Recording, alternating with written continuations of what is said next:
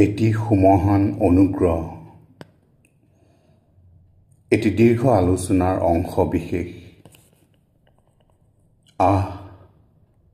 তোমালোকে নাজানা যে তোমালোক সকলোকে মই কি অনুগ্ৰহ কৰি গৈছোঁ। তোমালোকৰ কোনো ধাৰণাই নাই যে সমগ্ৰ জগত আৰু সমগ্ৰ ব্ৰহ্মাণ্ড মোৰ চৰণত নতজানু হৈ ৰয়, মোৰ সেৱা কৰিবলৈ, মোৰ ওচৰত প্ৰাৰ্থনাৰ ভংগীৰে মিনতি কৰি। তোমালোকে নাজানা মই কোন। তোমালোকৰ মাজত, এই অজ্ঞানতাৰ মাজত কোনে অৱতৰণ কৰিছে, কোনে মানৱী শৰীৰ ধাৰণ কৰি তোমালোকৰ মাজত মানৱী হ'বলৈ সন্মত হৈছে।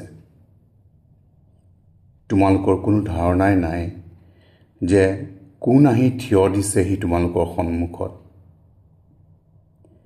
আনকি দেৱতাসকলেও, যিসকলক তোমালোকে গভীৰভাৱে শ্ৰদ্ধা কৰা, তেওঁলোকেও মোৰ খন্তেকীয়া দৰ্শনৰ আশাত অবিৰতভাৱে তপস্যা কৰি থাকে। মোৰেই বাবে আৰু মোৰেই মাজত এই বিশ্ব ব্ৰহ্মাণ্ডৰ অস্তিত্ব বজাই আছে আৰু মোৰেই চেতনাৰ মাজত স্পন্দিত হৈ চলিছে। মোৰেই মাজেৰে কাম কৰি চলিছে আৰু উন্নতি সাধন কৰি চলিছে সকলো জীৱন্ত সত্তা, সকলো জড় পদাৰ্থ। আৰু এই বিশ্ব প্ৰকাশত যিয়েই তোমালোকে প্ৰকাশিত হোৱাটো দেখা, সেই সকলোৱেই।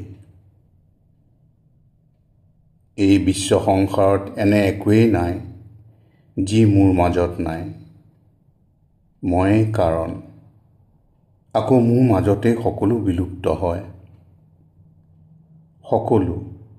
সকলো মোৰ মাজতেই প্ৰকাশিত আৰু মোৰ মাজতেই শৰণ ল'বলৈ স্পৃহাৰত।